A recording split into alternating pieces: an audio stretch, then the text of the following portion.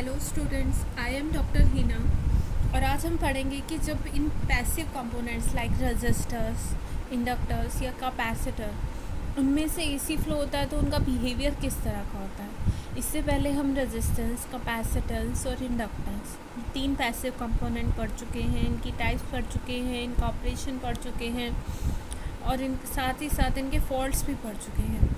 और ये भी पढ़ चुके हैं कि जो इंडक्टर्स है वो एसी रेजिस्टेंस की तरह काम करता है, कैपेसिटर डीसी को ब्लॉक करने के लिए यूज़ करता है।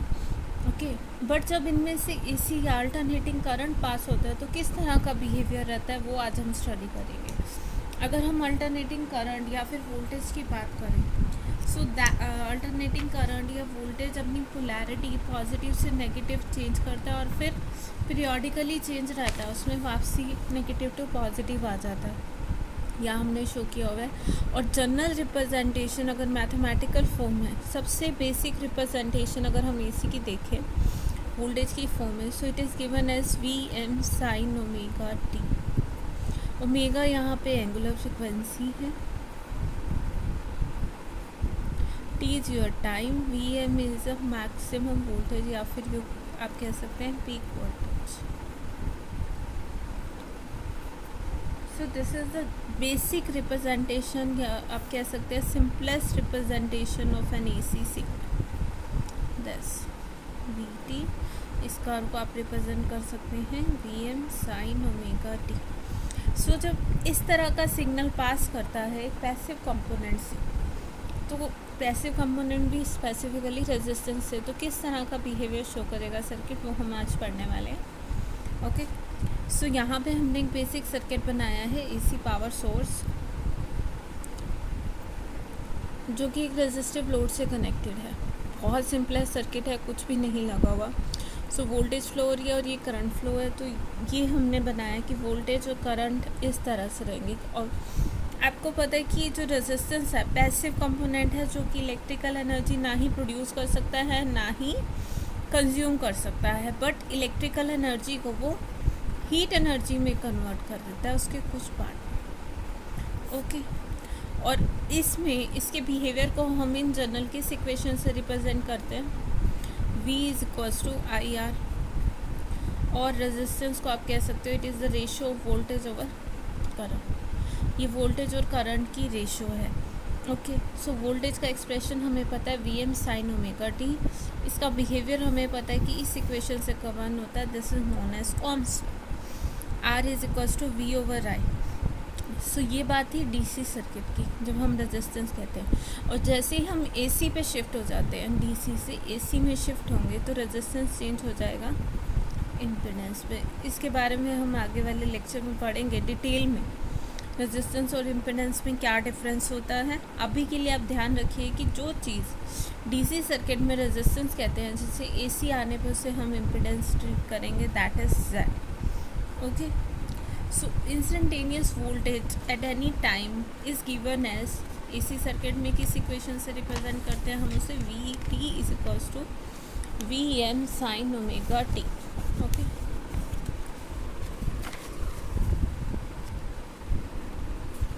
सो V इज इक्वल्स टू, मैं इंस्टेंटेनियस का एक बार सब्सक्रिप्ट ड्रॉप कर रही हूँ, V M sine omega T, this is a general representation of voltage. Okay, so current is given as, instantaneous current है तो स्मॉल आई लिखा है, V over R, so that is V M sine omega T over R. So this is equals to I m sin omega t. Now see the both expression V and I. Same form है, यहाँ पे V M sine omega T था तो I की value आ रही है I M sine omega T. दोनों का मैक्सिमम है, दोनों में sine omega T same wave function है। इसका क्या मतलब है कि जब हम बात करेंगे एसी सिग्नल की रेजिस्टेंस के अक्रॉस, और अगर आप इस तरह से डायग्राम के, मैंने ऑलरेडी लास्ट पेज पे ड्रॉ भी किया था, I am drawing it again, ये हमारे पास गिवन वोल्टेज की रिप्रेजेंटेशन थी V M sine omega T, ये रिप्रेजेंटेशन थी। सो अब हम कह रहे हैं कि इसमें करंट और जो वोल्टेज है सेम फेस में, So that is has simplest mean. This is the representation for current I m sin omega t. I यहाँ पे ओमेगा टी वेरी कर रहा है, यहाँ एम्पलीट्यूड है जहाँ हमने वोल्टेज और करंट दोनों लिया. ऑब्वियसली वो करंट का एम्पलीट्यूड वोल्टेज के एम्पलीट्यूड से कम ही रहेगा. ओके, सो रेजिस्टेंस में they both are in phase. अगर एसी की बात करते हैं, एसी में सिर्फ एम्पलीट्यूड ही मायने नहीं रखता, क्योंकि अगर सिंपलेस्ट डीसी होती तो हम तो जैसे यहाँ निकाला as equals to V over R वही करते थे. बट एसी में 3 चीज़ें होती हैं. एम्पलीट्यूड जो कि हमें देखना है, फ्रीक्वेंसी और फेस. और अगर हम डीसी की बात करें, it only have amplitude. So AC signal में एम्पलीट्यूड, फ्रीक्वेंसी और फेस, अब दोनों एक्सप्रेशन सेम है वोल्टेज एंड करंट के. So they both will have same frequency, same phase. So resistance उसकी ना ही फ्रीक्वेंसी चेंज कर रहा है ना ही फेस चेंज कर रहा है. Okay, so I hope this thing is clear कि रेजिस्टेंस के थ्रू जब हम एसी पास करते हैं तो ना ही फ्रीक्वेंसी चेंज होगी ना ही उसका फेस चेंज होगा. ऑब्वियसली उसमें कुछ अमाउंट ही डिसिपेट होगी, तो उस वजह से एम्पलीट्यूड ऑल्टर होगा, नो डाउट. ओके, और अगर हम पावर डिसिपेशन निकालना चाहें, करंट और वोल्टेज तो दोनों इन फेस में है. So power dissipated across the resistor, power dissipated across the resistor when AC signal pass through it is given as power is equals to 1 over 2 pi 0 to 2 pi integration V I D omega t. अब ये क्या चीज़ है? देखिए, ये जो expression है हमारे पास, these are instantaneous expression. I and VM is equals to VM sin omega t. Instantaneous value क्या होती है कि ये जो पूरा कर्व है इसके किसी भी एक पॉइंट पे इसकी क्या वैल्यू है. और हम किसी भी एक पर्टिकुलर पॉइंट की बात नहीं करते, हम पावर डिसिपेशन की बात करें कि पूरे सर्किट में हमारी कितनी पावर डिसिपेट हुई. सो ये जो है एंगल अगर आप देखना चाहते हैं, दिस इज 0, ये π/2, पाई 3/2 पाई एंड 2 पाई. सो एक कंप्लीट साइकिल का होता है 0 to 2 पाई पे जाके. सो इस कंप्लीट साइकिल में कितनी पावर डिसिपेट हुई.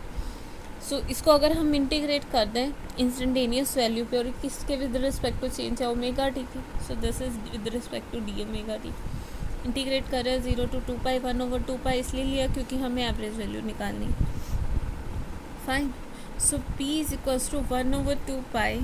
you generally have to substitute the value of v and I. p is Vm sin omega t and I is again Im sin omega t and d is with respect to also omega t. So this expression will reduce to 1 over 2 pi integration 0 to 2 pi. Vm and Im क्या है, peak value, this generally remains constant. So ये बाहर आ जाएंगे integration के. Vm Im 0 to 2 pi sin square omega t into d omega T. And I hope आप सब लोगों को साइन स्क्वायर ओमेगा टी का इंटीग्रेशन करना तो आता ही है. किस तरह करता है, साइन स्क्वायर ओमेगा टी को 1 minus cos 2 omega T over 2 लिख लेंगे. ओके, और फिर 0 to 2 pi if you will integrate it. This is simple mathematics, I am not going to do this. इसकी वैल्यू अगर आप सॉल्व करेंगे, this will come Vm Im 2 pi divided by 4, और you can say this is Vm Im over 2 or V into I. So this is average power across the resistive element. अब यहाँ capital V और capital I क्या है, this is RMS value. और RMS value अगर हमने देखना, इसको आप VRMS या V is equals to V, this is further equals to Vm over √2. और अगर IRMS की बात करें उसका एक्सप्रेशन भी यही होता है, IRMS is equals to I over √2. ये AC की RMS और एवरेज वैल्यू होती है. सो अगर पावर डिसिपेशन की बात करते हैं रेजिस्टेंस के across, it is simply the product of its voltage, RMS value of voltage and current. अब RMS वैल्यू क्या होती है, root mean square value. Root mean square value it is equals to that value कि अगर मान लीजिए उस circuit से उतना DC करंट पास होता है सेम अमाउंट का, तो कितनी हीट प्रोड्यूस होगी अगर सेम अमाउंट का AC प्रोड्यूस होता है। तो बेसिक डेफिनेशन हुई, तो बात आती है RMS। RMS means root mean square. अब रूट मीन स्क्वायर कहाँ हो रहा है, हमारे पास वैल्यूज़ किसकी हैं, किसका रूट मीन स्क्वायर कर रहे हैं। हम बात कर रहे हैं यहाँ इंस्टेंटेनियस वैल्यू की। हमें यहाँ π/2 पे मैक्सिमम हो जाती है ये पता है, बट यहाँ ये वेरिएशन चल रही है, यहाँ कुछ वैल्यू यहाँ कुछ वैल्यू। सो इन वैल्यूज़ का रूट मीन स्क्वायर करते हैं, पहले स्क्वायर करते हैं, फिर मीन लेते हैं, फिर उनका रूट लेते हैं। That is normally equals to IM/√2, और एवरेज निकालेंगे तो इसकी value VM/√2।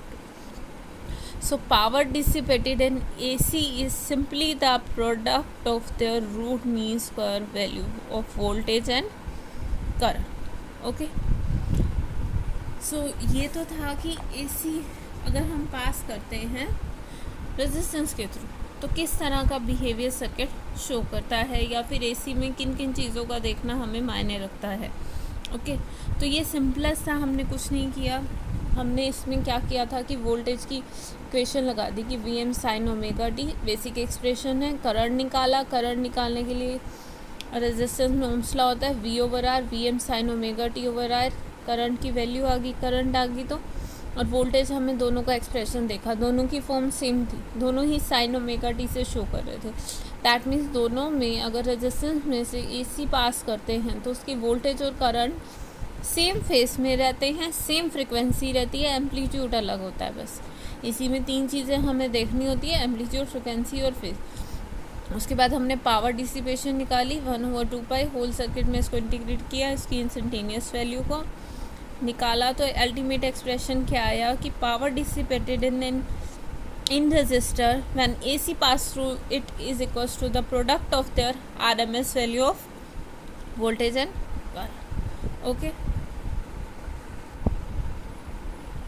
so the next topic which we are going to discuss today is AC across inductors.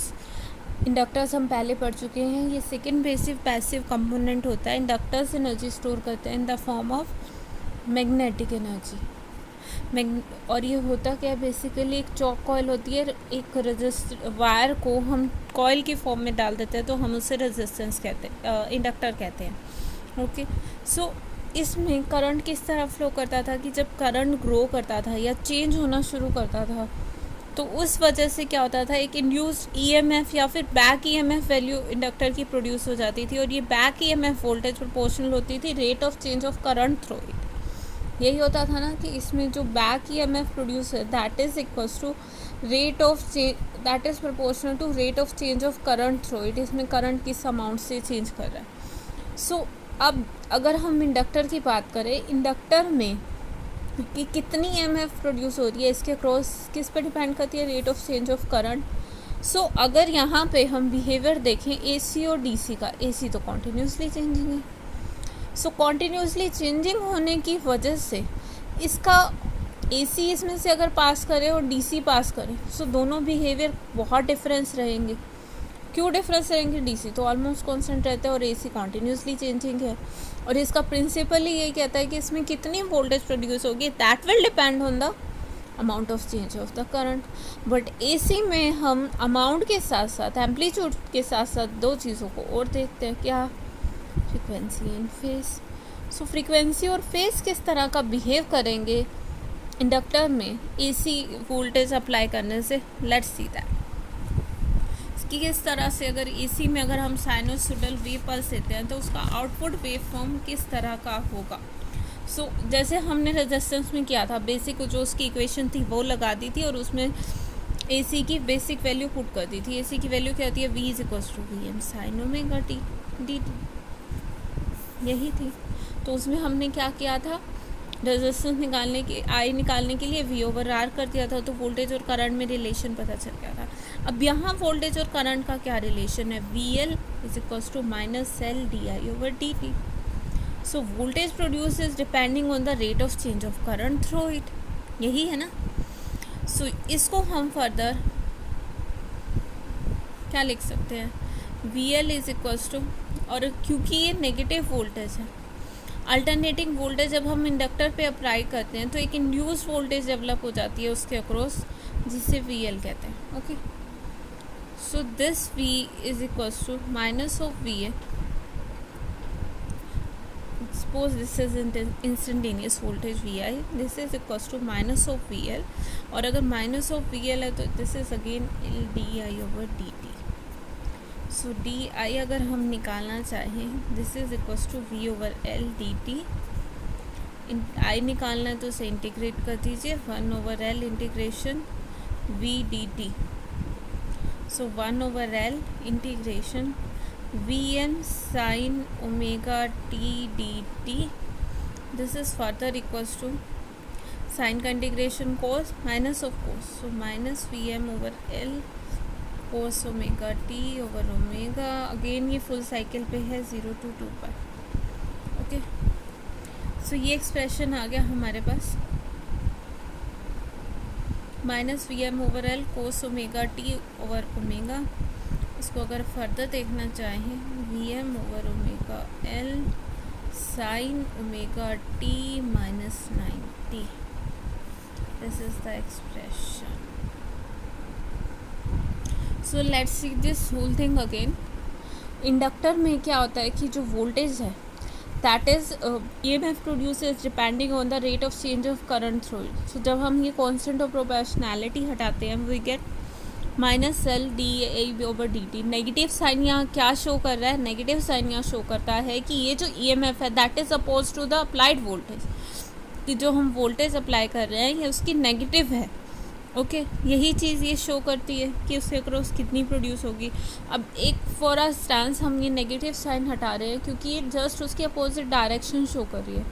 सो यहाँ से अगर हमें करंट निकालना है DI, that will simply be V/L d into dt. So अगर I निकालना है उसको इंटीग्रेट कर देंगे, 1/L integration of V dt. V की वैल्यू क्या होती है? Vm sin omega t. So इसको साइन को इंटीग्रेशन होता है minus cos, so over L omega आ जाएगा. So it is VL over omega L into cos omega t. अब देखो ये एक्सप्रेशन हमारे पास साइन ओमेगा t है, ये एक्सप्रेशन हमारे पास कोस ओमेगा t है. हमें दोनों सेम फॉर्म में चाहिए ताकि हम दोनों के बीच वोल्टेज और करंट के बीच का रिलेशन देख पाएँ कि वो सेम फेस में है या नहीं है. सो इसके लिए हम क्या करते हैं, कोस साइन ओमेगा, इसको साइन की फॉर्म में ले आते हैं. Sine 90 minus sine theta minus 90 इसी फॉर्म में आएगा, क्योंकि sine of minus theta is equals to minus sine theta. So cos theta को आप क्या लिख सकते हैं?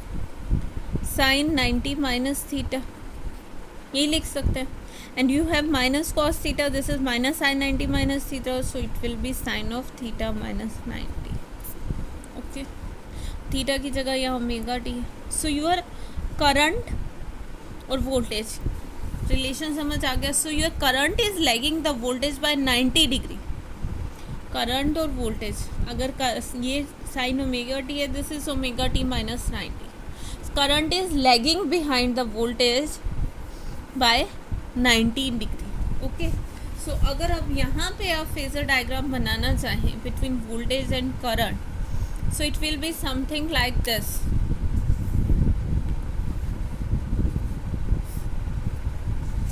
सपोज कीजिए करंट वोल्टेज से लैग कर रहा है बिहाइंड 90 डिग्री. यही आया हमारे पास expression. This is for voltage. ये अगेन ओमेगा टी है जो यहाँ वेरी कर रहा है. This is 0 π/2 pi angle 3/2 pi and 2 pi. यही है. फाइन, ये एक्सप्रेशन है आपके पास वोल्टेज का. You have to find an expression for current. और अभी हमने निकाला है क्या है, Vm/ओमेगा L की ये अमाउंट, इसको आप Im भी लिख सकते हैं. Im sign omega t minus 90 degree पीछे है. सो यानी कि अगर वो 0 से शुरू हो रहा है तो करंट कहाँ से आना शुरू होगा? यहाँ. Current is lagging behind. So इसकी पीक यहाँ आएगी, यहाँ पे डिके करेगा और ये इस तरह से. Okay, so this is for current. और ये एक्सप्रेशन देखिए कहाँ से आया है, सिंपली उसके रिलेशन से. आप यहीं पे हमने डिराइव किया है. रेजिस्टेंस में सेम था। इंडक्टेंस में current is lagging behind by the angle 90 degree. ये तो था कि करंट और एसी अगर हम पास करते हैं इंडक्टेंस के थ्रू तो करंट और वोल्टेज में क्या रिलेशन रहेगा। Now let's find out the average power in an inductor circuit when AC signal pass through it. दोनों के एक्सप्रेशन हमें पता है, इस चीज़ को हम लिखेंगे फर्दर अब I M sine omega t minus 90 और you can simply write it at cos omega t अगर आपको पावर निकालनी है तो। Okay, so let's start an expression for power. Average power जैसे पहले निकाली थी 1/2 pi integration limit between 0 to 2 pi full cycle V I sine omega V I into d omega t. Okay, so power is given as 1/2 pi 0 to 2 pi v की value again vm sin omega t, i की वैल्यू क्या आई im cos omega t आई ना क्योंकि current पीछे रह रहा है वोल्टेज से into d omega t. so 1/2 pi 0 to 2 pi again vm im constant है, इसे बाहर ले आइए vm im 0 to 2 pi. So this is sin omega t into cos omega t d omega t. This is further equals to im vm over 2 pi integration 0 to 2 pi. This is sin 2 omega t divided by 2 into d omega t. This is equals to 0. Sign का integration करोगे पूरी cycle के ऊपर this will be 0.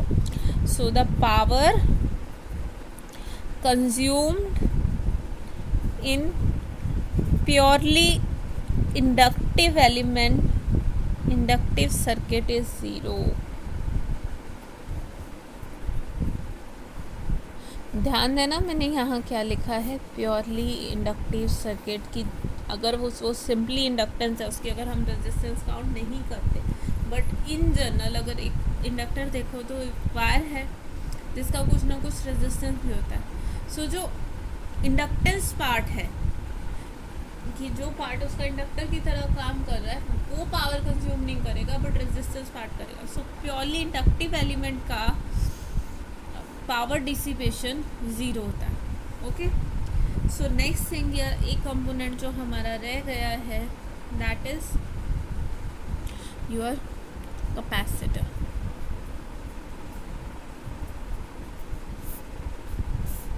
तीन passive component किए ना हमने. सो AC across capacitor की. अब कैपेसिटर में अगर हम बिहेवियर देखना चाहें तो किस तरह का बिहेवियर होगा. कैपेसिटर में पता है कैपेसिटर एनर्जी किस फॉर्म में स्टोर करता है, इलेक्ट्रिकल एनर्जी की फॉर्म में. इलेक्ट्रिकल चार्ज उस पर डेवलप होता है जब हम पोटेंशियल अप्लाई करते हैं, डीसी वोल्टेज लगाते हैं तो वो चार्ज हो जाता है.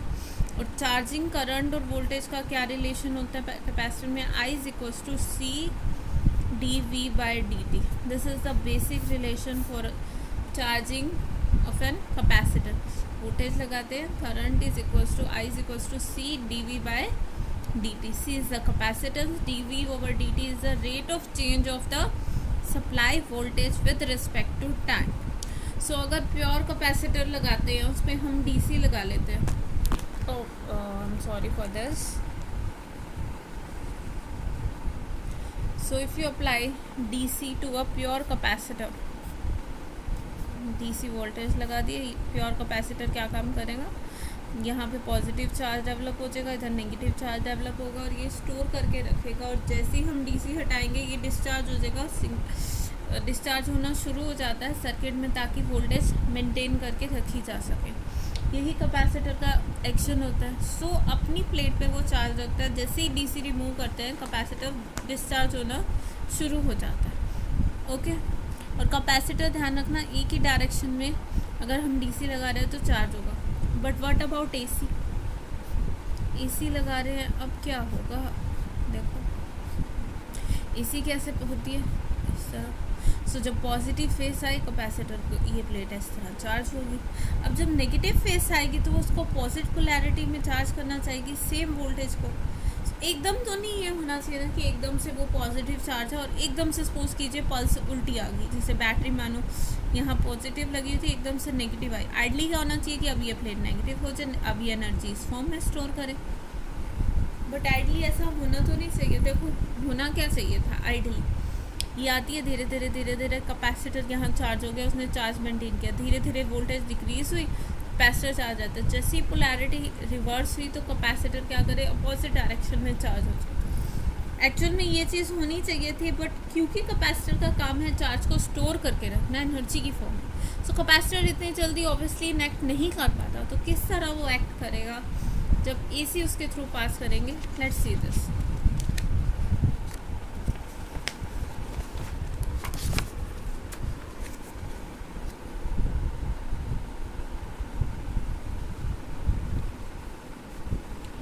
Now see again basic diagram है।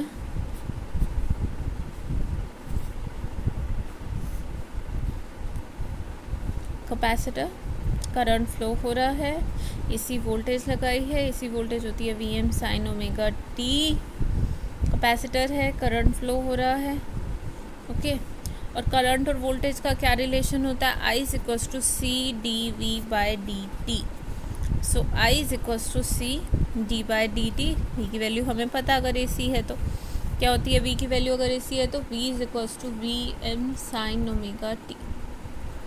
सो C into d V by d t, V M sine omega t.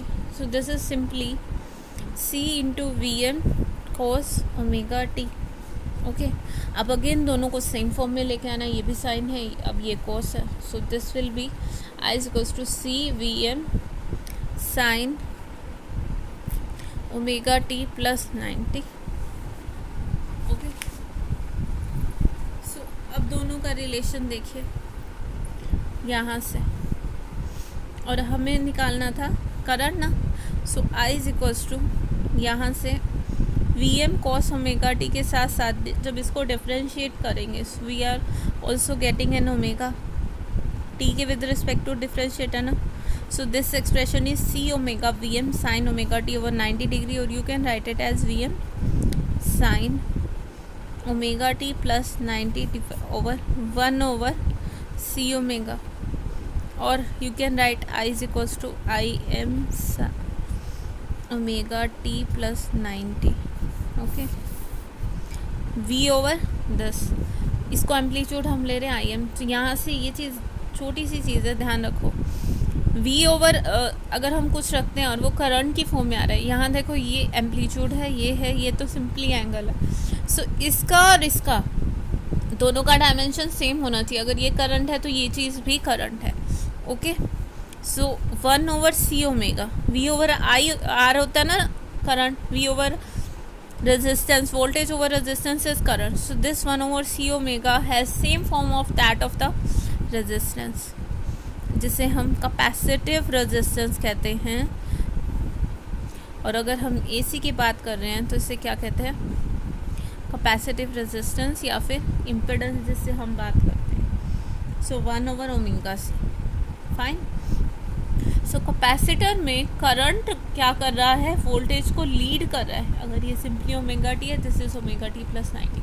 So current is leading voltage by an angle 90 degree, okay. So again हम phasor diagram बना रहे हैं like this. This is expression for voltage, okay. So voltage है, this is pi by 2, pi 3 by 2 pi, this is 2 pi. ये voltage के लिए है। और अगर हम अब करंट की बात करते हैं, current is leading voltage by 90 degree. So अगर ये ज़ीरो है 0 डिग्री पे, so current is maximum at 0 degree. ये मैक्सिमम होता है 90 डिग्री पे, करंट विल बी 0। इस तरह से वेव फॉर्म रहेगी करंट की, okay. This expression is for current. Again, this is omega t. Suppose this is current. So this is leading voltage. Voltage इससे पीछे रहेगी 90 degrees. Okay. So इंडक्टर में वो लीड करती है कैपेसिटर से। इंडक्टर में करंट पीछे रह जाता है वोल्टेज से 90 डिग्री से, और कैपेसिटर में लीड करता है वोल्टेज से 90 डिग्री से। Fine.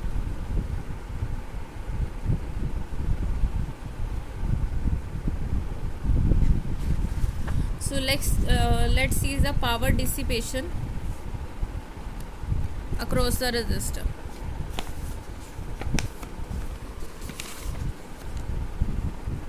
So power dissipation across the resistance is given as 1 over 2 pi integration between 0 to 2 pi. Again same formula VI d omega t. This is 1 over 2 pi integration between 0 to 2 pi. V की value Vm sine omega t into I m, I की value यही थी ना, I m into cos omega t into d omega t, यही expression था। Sine omega t plus 90 था, that is simply cos omega t. Again यहाँ से I m और वी एम बाहर आ जाएंगे ओवर 2 पाई, क्या बचेगा 0 to 2 pi sine omega t cos omega t d omega t like inductor. Further क्या आ जाएगा I m V m over 2 0 to 2 pi, this is sine 2 omega t divided by 2 into d omega t, यही है।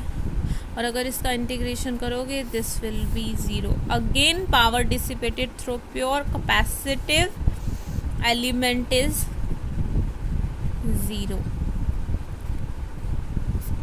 Power dissipation inductive element में भी 0 होती है, और रेजिस्टिव एलिमेंट में क्या थी, product of the RMS value of voltage and current V into I.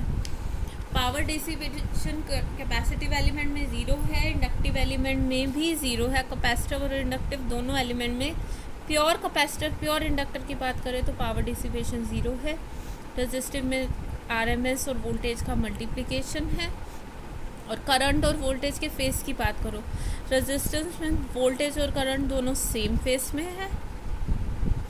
Inductor में करंट लैग करता है, लैग्स बाय 90 डिग्री वोल्टेज से, और कैपेसिटर में current Leeds voltage by 90 degree, यानी कि फेस चेंज हो जाता है एसी की वोल्टेज और करंट का आपस में जब वो कैपेसिटर और इंडक्टर के थ्रू पास करते हैं। सो this is the general behaviour of AC when it pass through the resistance, inductors and capacitor. Okay student, so that's it